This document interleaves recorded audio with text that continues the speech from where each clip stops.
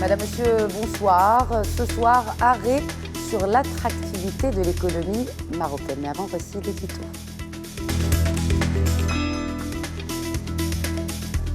L'investissement direct étranger, ou IDE, est devenu la pierre angulaire des gouvernements et des entreprises.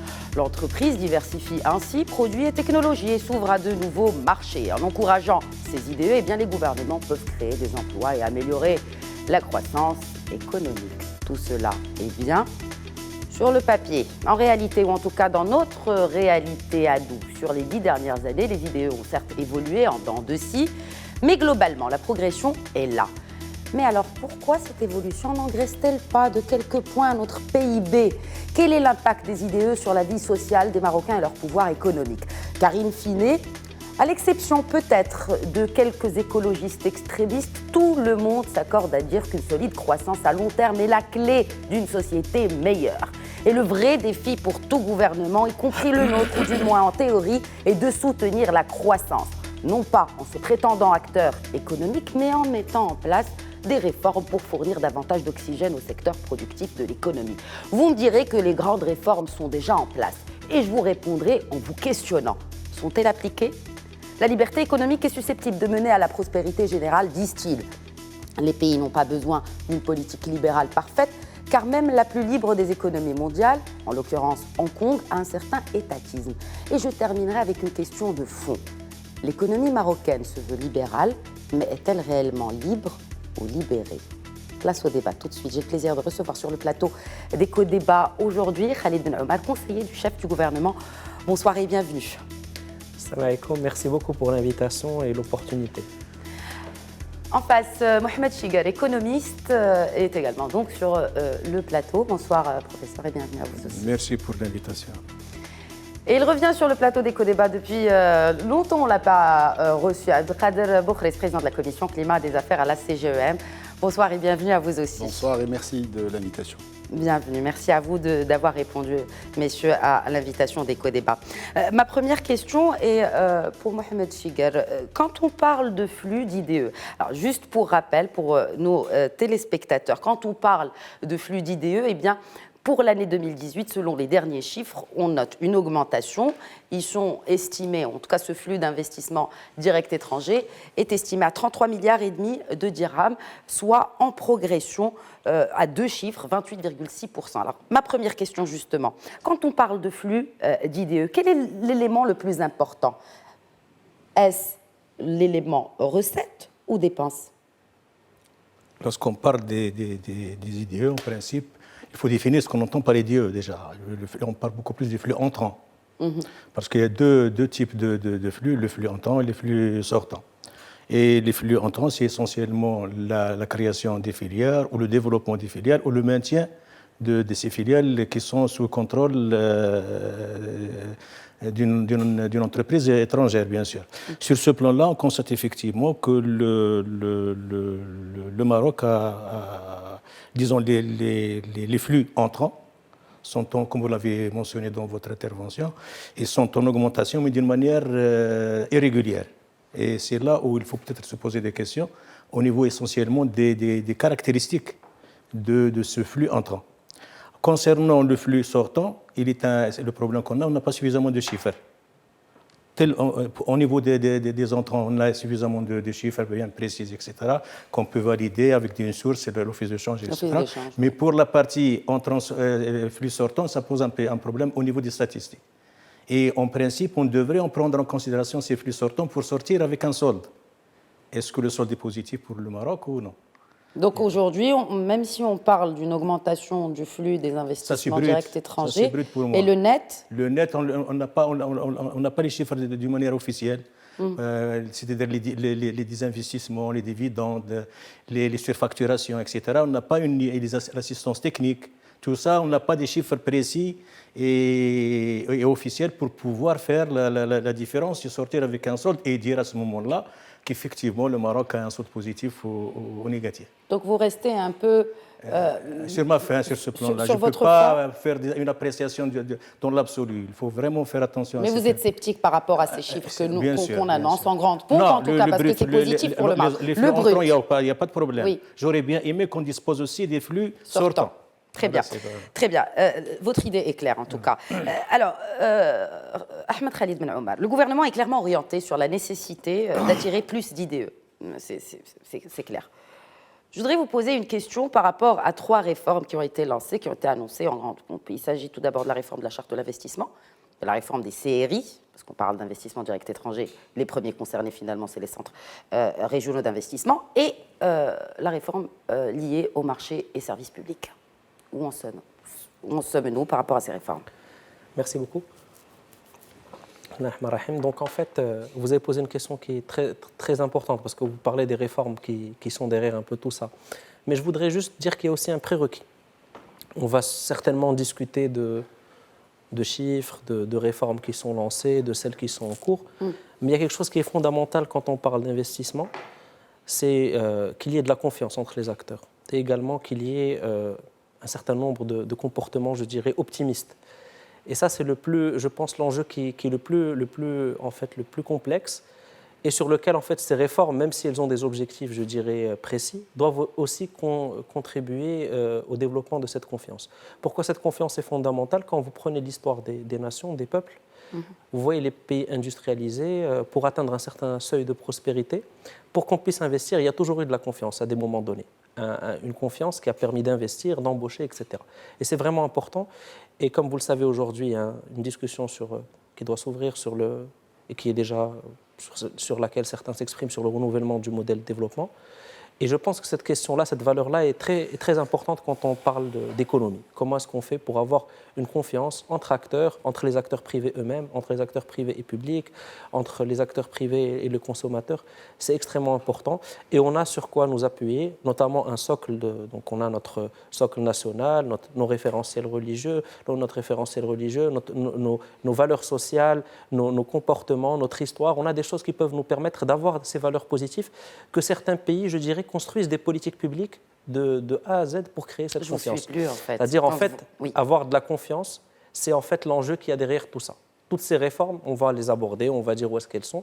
C'est comment faire pour avoir ces confiances. Non, mais quand vous dites confiance, vous dites qu'en fait, on ne fait pas assez confiance à ce gouvernement par rapport à ces réformes. Je ne parle pas du gouvernement, absolument pas. Pas du tout. Je parle de la confiance de l'acteur économique en l'avenir, pour qu'il puisse investir. C'est cela. Donc l'acteur économique, quand je dis on, je parle de l'acteur économique. Est-ce qu'il n'a pas assez confiance au gouvernement par rapport à ces réformes qu'il a entamées? Je ne parle pas juste du gouvernement. Le consommateur doit avoir confiance en l'acteur privé pour consommer. L'acteur privé doit avoir confiance en le gouvernement. Le gouvernement aussi doit avoir confiance en les acteurs économiques. C'est un cercle vertueux. Et ce que je dis là, en fait, c'est la théorie aussi économique qui dit ça aujourd'hui. Dit que le comportement des acteurs économiques, notamment en termes d'investissement, est intimement lié au côté psychologique et à cette question fondamentale de la confiance. Il est intimement lié surtout au gain. Bien sûr, mais le gain et la confiance sont liés. Parce que pour pouvoir gagner, il faut déjà que vous ayez confiance. Vous vous dites, je pourrais gagner. Si vous êtes dans une logique où vous dites j'ai pas du tout confiance dans l'environnement qui est autour de moi, je ne peux rien gagner du tout, vous n'investissez pas, vous ne prenez pas de risque, donc vous n'investissez pas. Donc c'était juste un prérequis qui je pense est fondamental. Et le Maroc a des choses, on a un socle sur lequel s'appuyer et c'est tout le système de valeurs, tout ce qu'il y a comme débat aujourd'hui dans la société, ça n'aura pas juste un impact au niveau sociétal, mais aussi au niveau économique. Si on réussit à avoir des comportements, bien sûr il faut qu'il y ait des choses derrière, sinon il n'y a pas de confiance. Mais si on a un socle qui est fort, si on renforce la confiance des agents, il y aura, je pense, des résultats. Pour renforcer cette confiance des agents, les agents sont ils réagissent de manière positive quand on leur annonce des réformes, mais quand ces réformes ne sont pas appliquées, c'est normal qu'il n'y ait plus de confiance. Tout à fait. Non, ou en tout cas, la confiance, elle est un peu biaisée. Vous avez raison. Moi, j'ai juste pointé l'enjeu. Et pour revenir aux 3 réformes que vous avez évoquées, ce qui est important, c'est que la réforme de la charte d'investissement aujourd'hui, et des centres régionaux d'investissement est au niveau du Parlement, donc il est très avancé. Le gouvernement a rendu sa copie. Normalement, aujourd'hui, c'est le stade final de l'adoption de cette réforme. Si je pense même mes souvenirs sont bons, elle a été adoptée le 22 janvier, la mouture finale. La réforme également des services publics, je pense, vous avez parlé de la charte des services publics. Ça aussi, c'est une réforme qui est très importante sur laquelle le chef du gouvernement l'a annoncé. Il y a un travail très sérieux qui est fait parce qu'il a attendu depuis en fait l'avènement de la Constitution. C'est une réforme qui va cadrer un peu l'ensemble des services publics. Elle est importante, mais elle tarde à venir. Elle tarde, mais ça fait depuis 2011 que cette réforme est attendue. Là, il y a eu un coup d'accélérateur, il y a il y a une copie qui est en train d'être, qui en fait doit être finalisée bientôt pour pouvoir être mise sur la table. Quand vous avez évoqué également l'autre La charte de l'investissement. La charte de l'investissement, ça aussi c'est une réforme qui a connu un coup d'accélérateur et si je ne me trompe pas, le ministère en question annonçait qu'elle était dans une phase vraiment très avancée. Mais c'est des réformes qui sont compliquées parce que c'est des réformes qui prennent beaucoup de temps pour être préparées parce qu'elles nous engagent sur des horizons qui parfois peuvent être assez longs. Par exemple, la charte d'investissement, si aujourd'hui on met en place un cadre, on ne peut pas le changer 2 ans après. Donc il faut aussi qu'on puisse comprendre que parfois, au niveau des concertations, ça puisse prendre du temps. Mais bien sûr, il faut que ça se fasse, parce que sinon, vous allez avoir un manque au niveau de notre arsenal institutionnel. Très bien. Alors, on parle maintenant avec le secteur privé, le patronat qui est aujourd'hui représenté par le président de la commission climat des affaires, fraîchement porté à la tête de cette commission, Abdelkader Boukhris. Alors, votre commission, enfin la commission que vous présidez, à quoi elle sert? Bonne question. Merci pour l'invitation, comme je l'ai dit tout à l'heure. Quant à la commission que je préside, et comme son nom l'indique, c'est le climat des affaires, c'est-à-dire qu'aujourd'hui, c'est cette commission qui est un peu la courroie de transmission entre le secteur privé et notamment l'organe qui représente aujourd'hui le secteur privé, qui est la CGM, la Confédération Générale des Entreprises du Maroc, et le gouvernement. Quand je dis une courroie de transmission, parce que dans le dispositif actuel, il existe un mécanisme qui est permanent entre le gouvernement et un mécanisme de dialogue entre le gouvernement et la CGM, et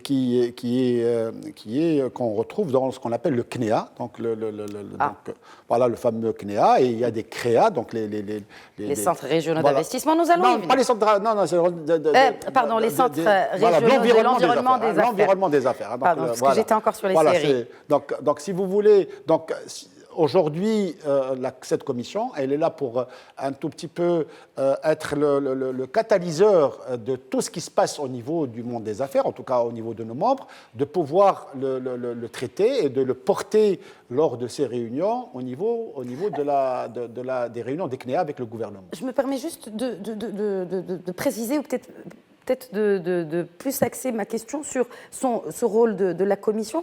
Est-ce que c'est pour l'investissement domestique, c'est-à-dire pour encourager l'investissement domestique, ou pour comment rendre le Maroc plus attractif justement pour les investissements directs étrangers? La Commission, je n'ai pas fini parce que je parlais que du CNEA, mais aujourd'hui, cette Commission, elle a un rôle aussi bien sur la gouvernance, sur le problème d'éthique, sur le problème d'attractivité et d'incitation.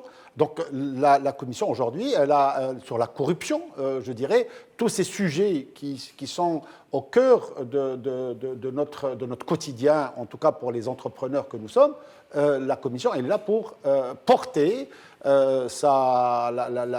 les revendications, les doléances, les problèmes des opérateurs au niveau de la CGM pour que ça soit porté au niveau du gouvernement. Donc on a vraiment notre vis-à-vis, c'est le gouvernement et le CNA, il est présidé par le chef du gouvernement. C'est des réunions qui doivent se tenir régulièrement et là aussi il y a des sujets qu'on peut peut-être aborder. Alors justement, j'aimerais bien qu'on parle du CNEA, mais juste avant peut-être une réaction par rapport à ce qui a été dit. Vous vouliez réagir j'ai senti que vous vouliez réagir par rapport à ce qui a été dit par M. Normal. a soulevé un point très intéressant, c'est la question de la confiance. En principe, nous sommes dans une société de défiance actuellement. Ça ne se limite pas seulement au niveau de l'économie. S'il y a un attentisme du côté du privé, s'il y a des raisons. On voit aussi le comportement des citoyens. La grande question maintenant, comment sortir de cette société de défiance? Comment reconstruire la confiance? Et ce n'est pas seulement des réformes économiques qui vont régler ce problème. Il y a un des éléments, à mon sens, c'est la dignité. Il n'y a pas que la liberté. Il faut qu'on arrive à mettre au centre de la politique économique l'homme, le Marocain, et lui rendre sa dignité. Et la priorité, c'est le travail, c'est l'emploi. Alors comment on peut, par exemple, dynamiser l'emploi au Maroc? Est-ce que ces idées-là ne sont pas censées dynamiser l'emploi? C'est ce que je disais un peu plus tôt. Je vous donne un exemple. Nous avons actuellement, je le dis en présence du représentant de la CGM, le nombre total des entreprises qui adhèrent actuellement à la CNSS, je crois que c'est de 217 000. Les 217 000 créent quelque chose comme 3,8 millions d'emplois. Par rapport à la population active, c'est même pas, c'est quasiment moins de 20-25%. Tout le reste, il est ailleurs. Déjà, on voit bien qu'à ce niveau-là, il faut faire un effort important. Lorsque je prends les 3 800 000 par rapport à 217 000, c'est en moyenne 15 emplois par entreprise. Alors, je passe du côté de l'investissement direct étranger. L'une des caractéristiques de ces flux, c'est la domination, la prédominance du capital français essentiellement, européen. Je prends la France actuellement, elle a quelque chose comme 520 entreprises et elle a juste à créer 65 000 par rapport à 3 800 000. Si on ajoute le reste, je ne pense pas que l'investissement direct étranger va constituer un véritable levier pour dynamiser l'emploi. C'est beaucoup plus l'entreprise marocaine qui devrait en principe aller dans ce sens-là. Et pour ça, il faut trouver une solution, sortir de la société de défiance. Et ça, c'est un point, à mon sens, très important. Je voudrais juste rebondir sur les propos du professeur Schlegel. Certes qu'il faut que l'investissement privé joue son rôle au Maroc, mais on ne peut pas tourner le dos à l'investissement étranger tel qu'il existe depuis toujours. Il faut savoir que le Maroc, nous avons la chance aujourd'hui d'être, selon toutes les enquêtes qui ont été faites, le pays le plus attractif en Afrique. Le pays le plus attractif. Alors, malheureusement, ce n'est pas celui qui draine le plus d'investissements, mais on est quand même en tête avec l'Afrique du Sud. Nous sommes en tête. Ça, c'est très important. À côté, l'Égypte nous dépasse largement. Pardon ? L'Égypte nous dépasse largement. Non, pas sur le flux des IDE. Non, sur les flux, le Maroc reste je dirais, leader avec l'Afrique du Sud. L'Égypte vient en 3e position et l'Algérie vient en 4e position si on prend au niveau de l'Afrique. Au niveau de la région. Après, ça dépend, exactement. Ça dépend au niveau de la région de l'Afrique du Nord, le le Maroc draine 52%, je dirais, des flux sur le Maroc. Ce que je voudrais dire, c'est que, oui, le privé doit jouer, mais nous avons besoin de l'investissement étranger parce que l'investissement étranger, c'est un catalyseur du développement du capital humain, comme vous l'avez si bien rappelé, parce qu'au Maroc, nous avons besoin d'améliorer notre capital humain. Ça, c'est la première chose. C'est aussi un vecteur de développement économique.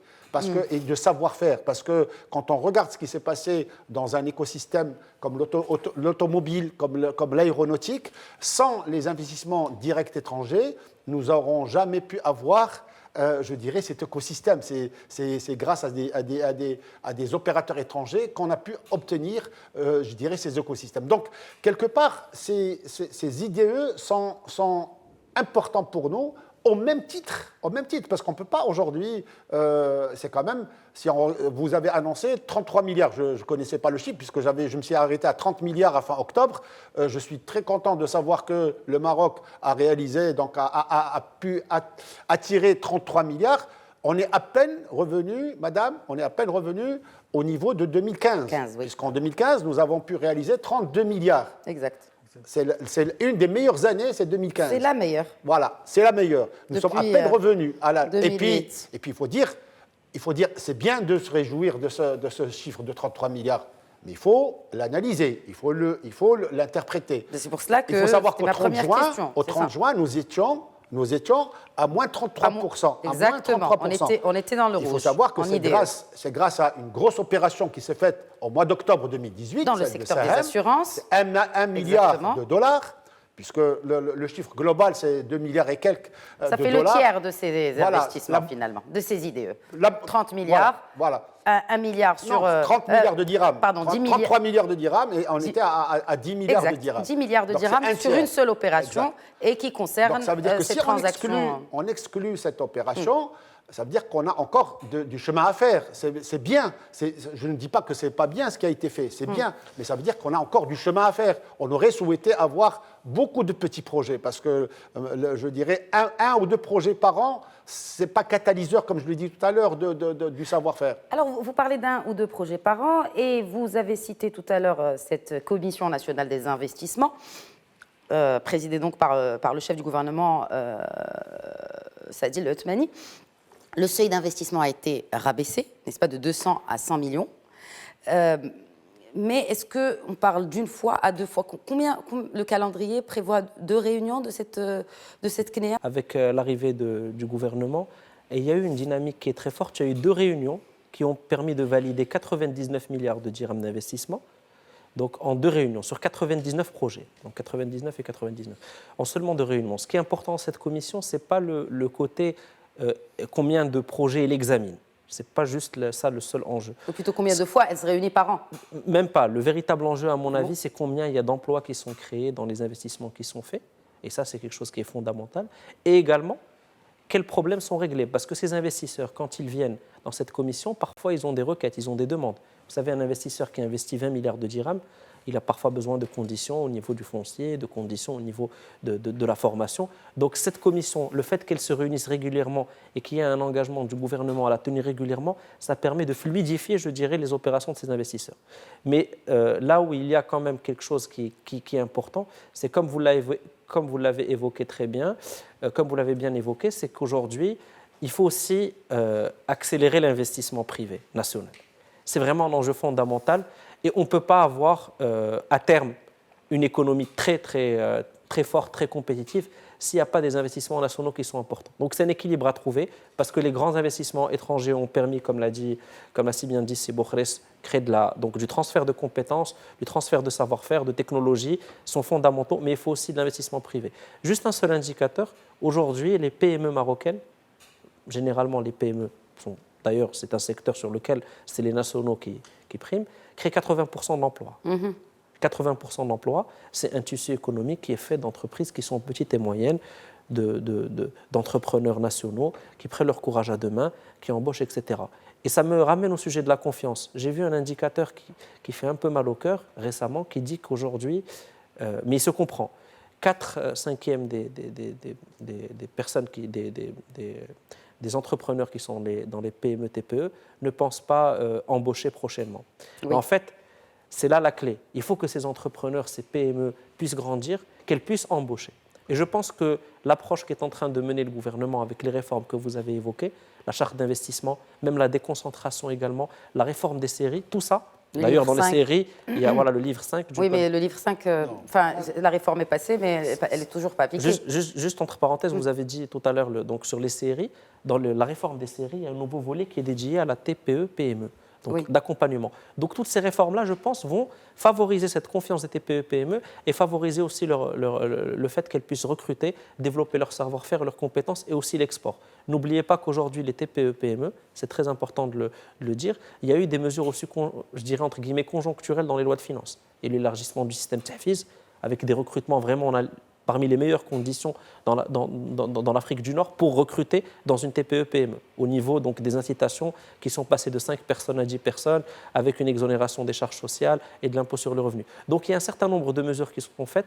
Certaines, bien sûr, se font à travers les lois de finances, donc c'est des mesures annuelles, mais il y a aussi des mesures structurelles que sont les réformes que vous avez évoquées. Avant la fin de cette première partie, je fais réagir Abdelkader Boukhri sur la Commission nationale des investissements. Non, moi je voudrais revenir sur un sujet important que Sibla Omar a quand même évoqué. Si vous le souhaitez, bien sûr. Voilà, sur la confiance, parce que c'est très important, et sur deux aspects. Il y a la confiance et un terme que vous avez utilisé tout à l'heure, libérer l'entreprise et libérer notre économie et libérer l'acte d'investir. Et je pense qu'ils sont intimement liés. Sauf que aujourd'hui, on ne peut pas avoir une certaine liberté dans un contexte qui est un peu où il y a beaucoup d'embûches. Parce que les réformes, c'est bien de parler des réformes, mais on ne parle pas de la lenteur des réformes. La réforme, c'est bien.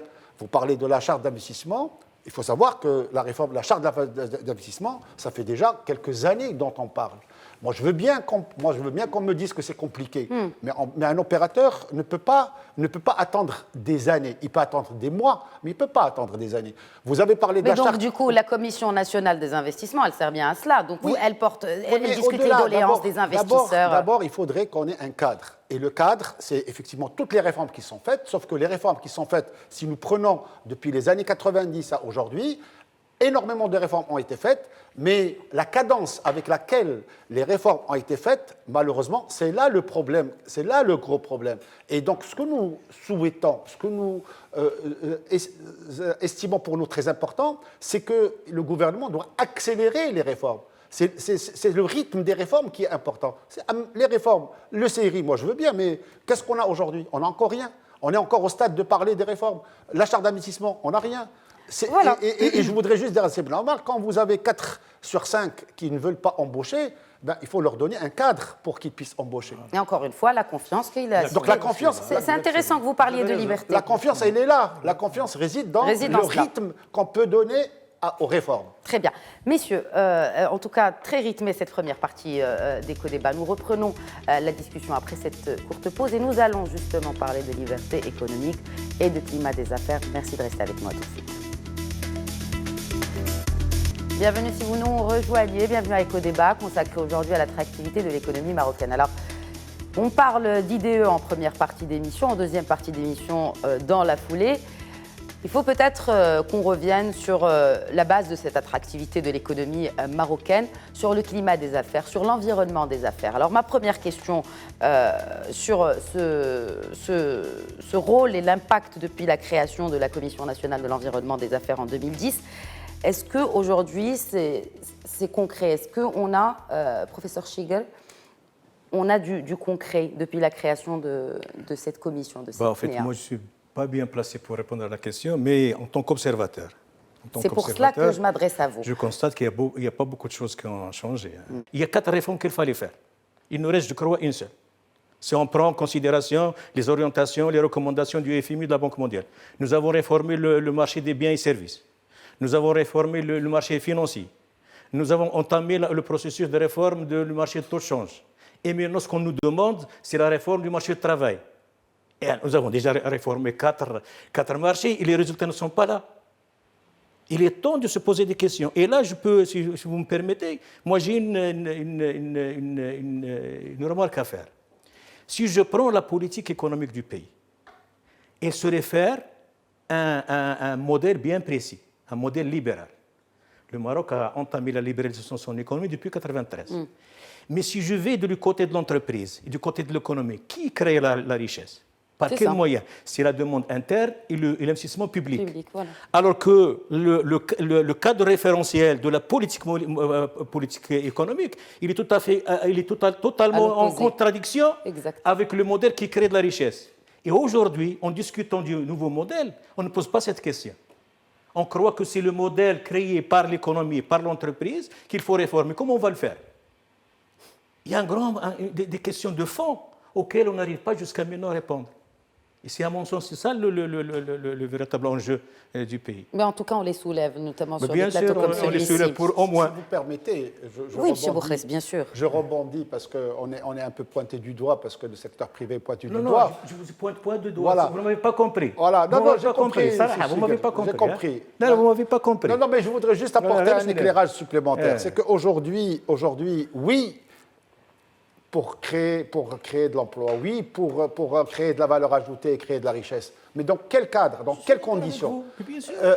Je reviens, vous parlez tout à l'heure de la Commission nationale de l'environnement des affaires.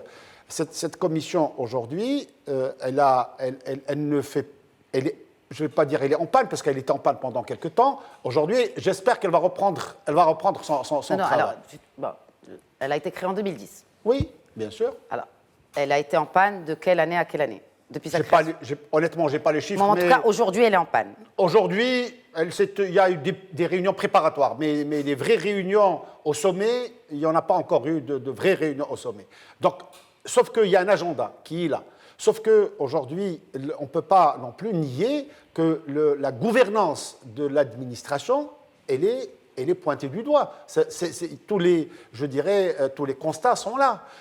En tout cas, en ce qui nous concerne, nous, au niveau de la CGM, nous avons, suite à un discours royal qui avait effectivement évoqué le problème du malaise de l'administration, nous avons tenu, un espèce de forum sur lequel nous avons fait un mémorandum que nous avons remis au chef de gouvernement pour qu'il puisse en tenir compte.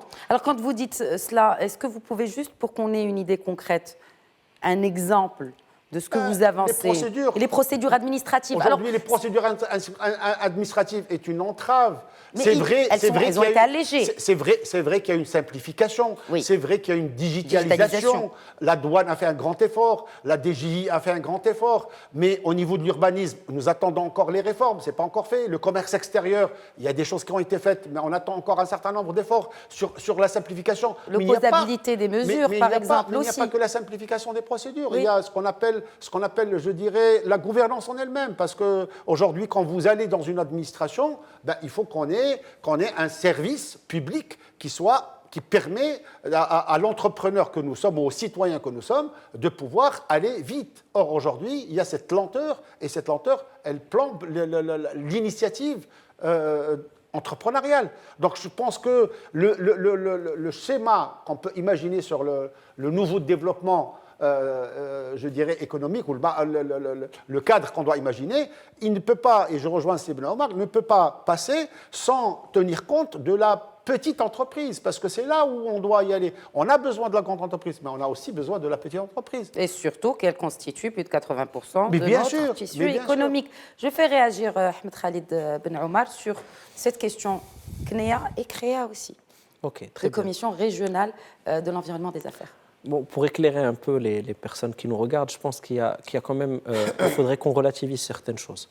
Nous disons ça parce que, comme on dit en arabe, on est rayorin, on est fiers de notre pays, on voudrait qu'il soit toujours le meilleur. Mais en fait, il faudrait aussi être réaliste. Au niveau international, et je peux vous le promettre, aujourd'hui en Afrique, on est perçu comme un performeur. D'ailleurs, nos investissements extérieurs du Maroc en Afrique sont en croissance continue. Je peux vous interrompre juste par rapport à ce terme que vous avez dit. Nous sommes perçus. Donc il y a une perception et une réalité. Mais la perception, mais et notamment qui se traduit en chiffres et en création de valeur en et en économie, croissance. La perception, pour celui qui va investir, est fondamentale. C'est sa perception qui lui permet d'investir ou pas. C'est lui comment il perçoit les choses. Récemment, il y a eu une conférence sur l'émergence en Afrique qui s'est tenue à Dakar avec un certain nombre de chefs d'État, africains et non africains. Il y avait des groupes de pays en Afrique. Il y a eu un travail scientifique qui a été fait avec un certain nombre d'organismes et il y a eu un classement. Le Maroc fait partie des pays, du premier groupe des pays émergents en Afrique et parmi les grands pays, il n'y a que 2 grands pays. Donc c'est plutôt l'île Maurice, les Seychelles. Donc il y a des choses aujourd'hui. Quand vous dites par exemple qu'est-ce qu'il y a eu de concret, les gens disent il y a eu un classement de Doing Business, mais il n'y a pas forcément de choses concrètes. Vous savez, quand vous gagnez 10 places, par exemple, sur 9 places sur Doing Business, ou quand vous gagnez 16 places au niveau de l'indice de la perception de la corruption en 2 ans, qu'est-ce qu'il y a derrière? Il y a un certain nombre de réformes qui sont opérationnelles. Pour vous donner des exemples, aujourd'hui, il y a des choses qui nous paraissent évidentes. Créer une entreprise, ça prend 2-3 jours. L'autorisation de construire, au niveau de la durée de l'autorisation de construire, quand on se compare à d'autres pays, elle s'est beaucoup allégée. Elle est même meilleure que celle de certains pays développés. Bien sûr, il reste des choses à faire. Vous avez une chose très simple, payer ses impôts en ligne, sa vignette en ligne. Il y a des pays développés, des pays européens, ça ne marche pas comme ça. Vous êtes obligé d'aller... Donc, je finis juste mon idée. Oui, bien sûr. Donc, il y a, je pense, un socle de choses qui sont positives.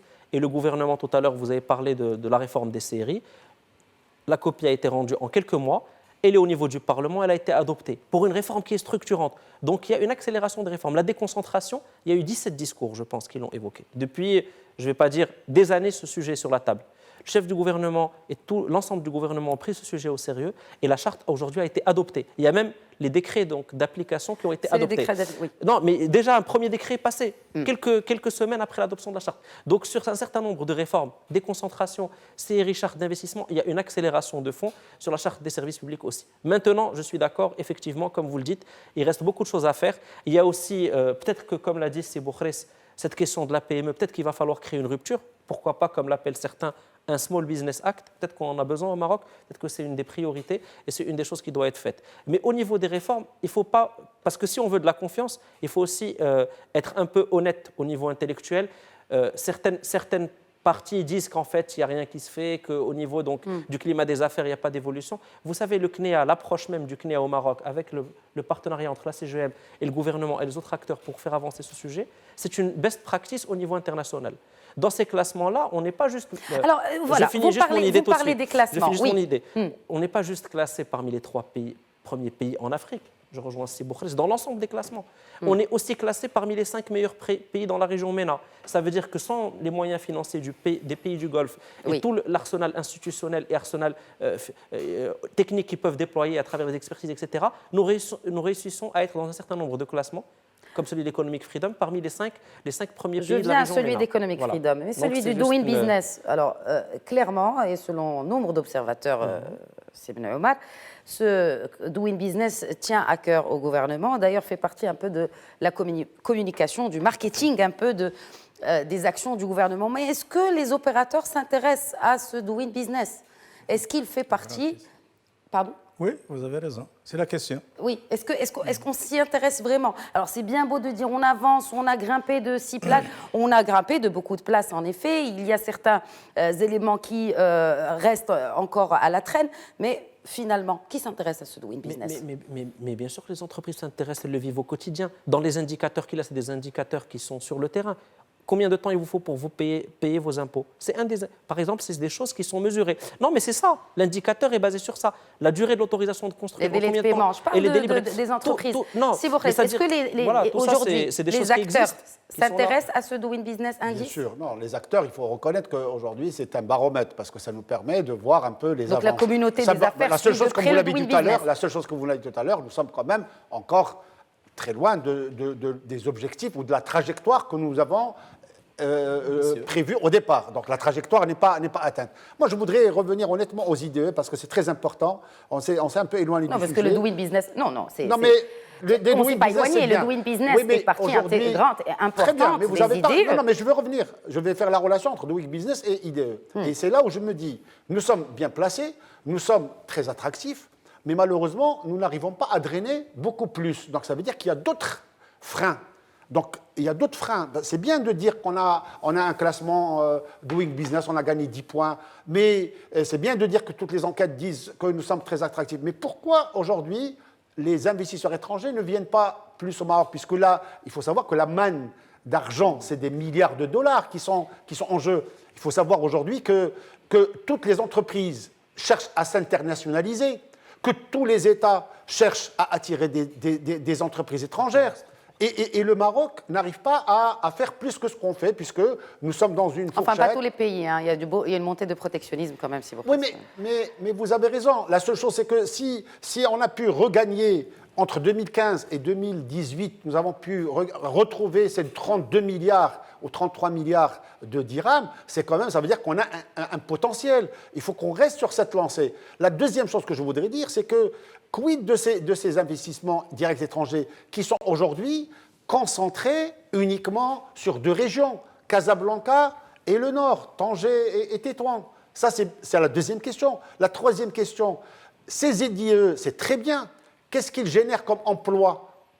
C'est là la question. Donc ça veut dire que on s'est posé cette question au début. Je rejoins Steve Stigler tout à l'heure qui disait il faut une stratégie. Parce que c'est bien, mais la stratégie, au même titre qu'on a une stratégie de développement de l'investissement national ou de l'investissement public, il faut qu'on ait une stratégie. Nous avons fait une étude des 5 métiers mondiaux dont le Maroc doit se positionner. Quid des IDE sur ces 5 métiers mondiaux? Quid? Moi, je veux savoir. Alors, sur l'automobile, oui, on y est allé. Sur l'aéronautique, on y est allé. Mais sur d'autres métiers mondiaux, le Maroc n'est pas dans le radar. Mais c'est normal parce qu'on ne s'intéresse pas à la recherche et développement qui constitue. C'est cela.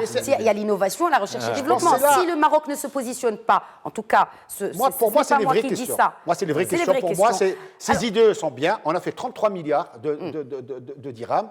Il faut savoir aujourd'hui quelle est la trajectoire qu'on veut prendre. Et il faut qu'on la dessine. Mais est-ce que c'est des produits à forte connotation technologique?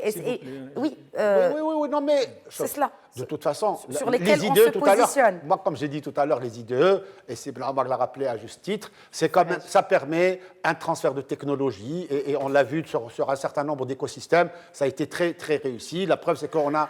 Donc, c'est important. On reste sceptique sur cette question de transfert de technologie. Aussi, quand même, parce qu'en termes d'intégration sur l'automobile, je peux vous dire qu'on bien sûr. J'aimerais bien faire réagir. On est arrivé à des seuils qui sont sur les taux d'intégration. Le transfert de technologie est un autre... Oui. Peut-être il faut distinguer entre deux types d'IDE.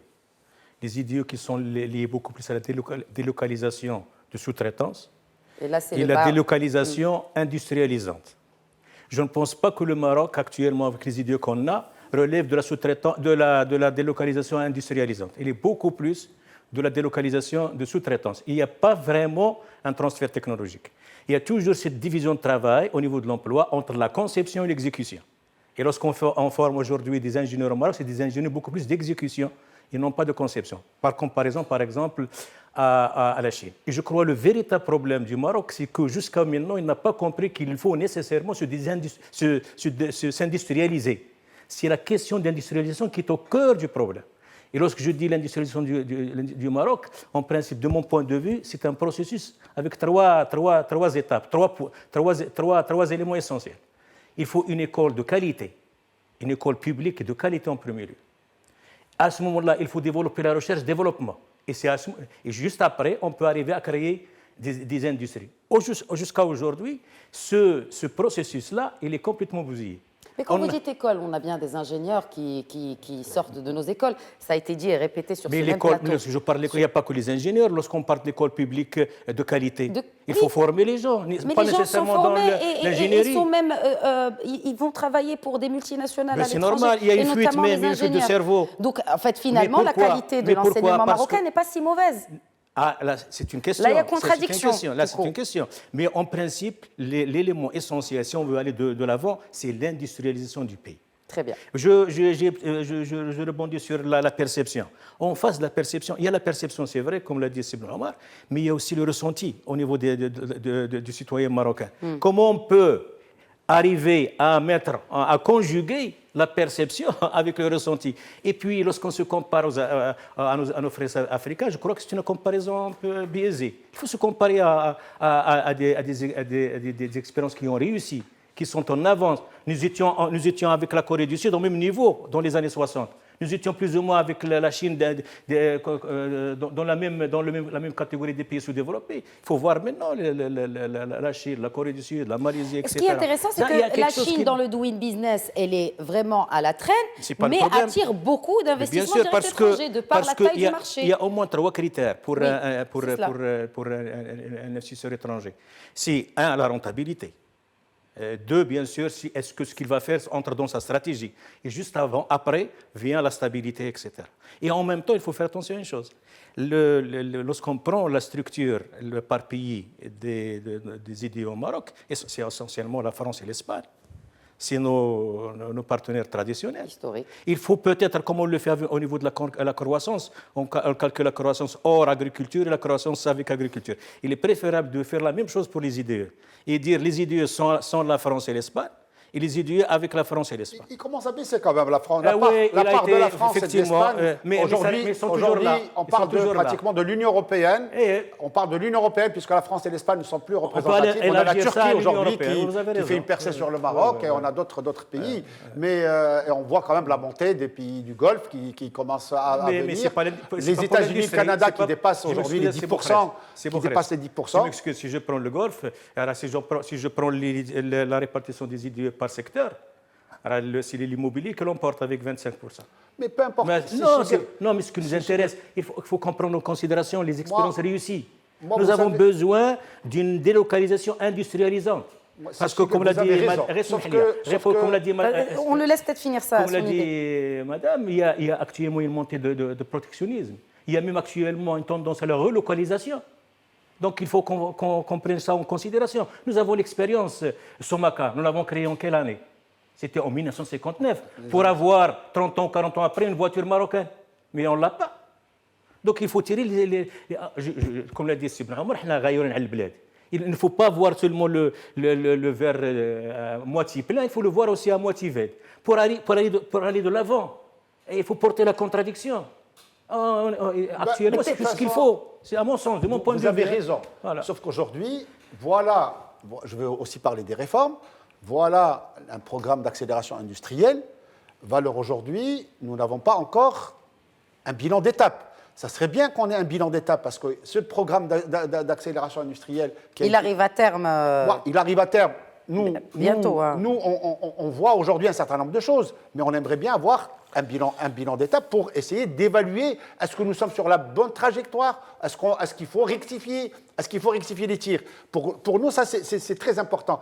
Je voudrais juste rebondir sur le problème parce qu'il y a eu une confusion entre l'éducation et la formation. Je pense que autant sur le système éducatif, on est en panne, des grandes, je dirais, réformes sont en cours et j'espère qu'elles vont donner. Sur le problème de la formation, là aussi, on a bientôt, je crois, les assises, si Ibn Ammar vous me corrigez, sur la formation qui vont se tenir, je crois, au mois d'avril, d'après ce qu'on m'a expliqué.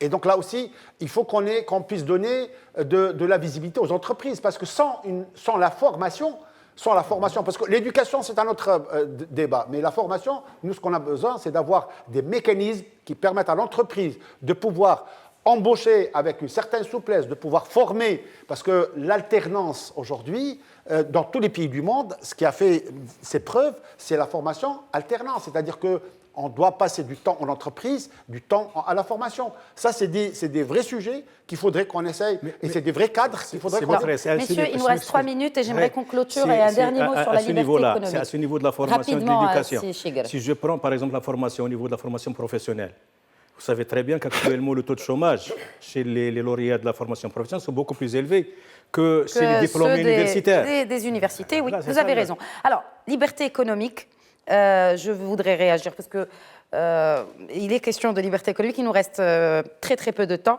et notamment avec cet indice de liberté économique de la Heritage Foundation, basé donc à Washington. Le Maroc a amélioré sa position dans cet indice. On est passé à la 60, enfin en tout cas on a 62 points et on est le pays le 75e pays le plus libre dans le monde entre les Bahamas et le Bhoutan. Est-ce qu'aujourd'hui, ça joue? Quelles sont les conséquences de la liberté économique et les avantages, mais aussi les limites? Je sais que c'est beaucoup pour une question et une réponse d'1 minute pour chacun de vous. Rapidement, la liberté économique, moi je la résumerai en disant que c'est plus l'État qui a besoin de l'entreprise aujourd'hui et de la PME-TPE et notre nation que l'inverse. Déjà, c'est la première des choses. Deuxièmement, cette liberté économique, cette progression, elle est liée à la visibilité justement des réformes qui n'ont pas juste été entamées, mais qui ont été achevées ou qui ont atteint un certain stade de maturité. Vous le voyez dans les différentes composantes de l'indicateur. Il y a un bas qui blesse un peu sur l'intégrité, la corruption. Parce que la stratégie, c'est le gouvernement. Sauf que mais on ne parle pas de government integrity, c'est-à-dire la gouvernance. Je finis ma minute en vous disant ça. Oui. Il y a un problème, et en fait, cet sous-indicateur qui est lié à l'intégrité, il renvoie aussi à quelque chose qui freine un peu tout ça, c'est les mentalités. Il y a aujourd'hui, et ça a été évoqué dans des discours, ça a été évoqué dans plusieurs occasions, certaines mentalités dans l'administration qu'il faut qu'on puisse dépasser. Parce que parfois, vous avez le bon cadre juridique, on a des choses dans notre pays pour inciter les PME qui sont très intéressantes par rapport à tous les pays de la région. Récemment, il y a toute une série de jeunes d'autres pays, d'Afrique ou même du Maghreb, qui essayent de délocaliser leurs projets entrepreneurs de PME au Maroc. Donc le réel problème, c'est que parfois il y a des mentalités. Il y a un cadre juridique qui est bon, il y a un cadre institutionnel qui est bon. Alors il y a vous des pratiques. pensez que la Heritage Foundation prend les mentalités en considération? C'est des questionnaires. Vous savez, je voulais le dire tout à l'heure, toutes ces enquêtes sont basées sur des questionnaires. Dans les questionnaires, il y a des facts et il y a aussi des faits et également des perceptions. Des ressentis. Et ces ressentis sont très importants. C'est ce que disait et je pense pour qu'on puisse continuer à avancer, il faut des réformes, mais il faut aussi qu'on travaille tous ensemble pour essayer en fait d'aller de l'avant et dépasser en fait ces contraintes. Personne ne pourra le faire tout seul, ni le secteur privé, ni l'État, ni les autres acteurs. Il faudra que tout le monde puisse travailler ensemble et dans un climat de confiance. Très bien, un dernier mot. Moi, je suis très content parce que Ibn Ammar a répondu à ma place pour la liberté économique et la liberté entrepreneuriale, parce qu'il a dit quelque chose de très important, c'est le changement de certaines mentalités dans l'administration. Et je suis vraiment très content. Donc la réforme de l'administration...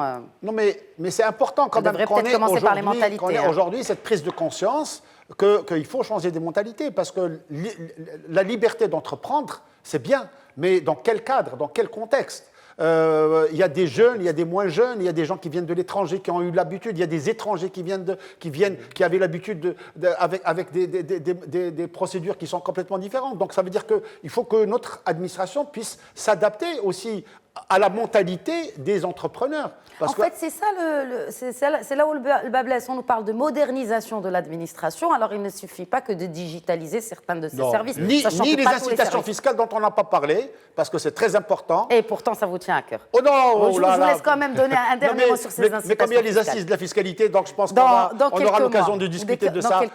Parce que je dirais, un des points importants aussi, c'est les incitations. C'est nécessaire, ce n'est pas suffisant, l'incitation fiscale. Il y a l'offre foncière, il y a, comme l'a rappelé le professeur Schigel, l'éducation et la formation qui sont très importantes. Il y a la gouvernance, il y a le problème d'éthique qui se pose. Mais tout ça, je pense que c'est ça ce qui nous permettrait, en tant qu'entrepreneurs, à pouvoir dire qu'on est dans un pays libéral et qu'on peut entreprendre d'une manière libérale.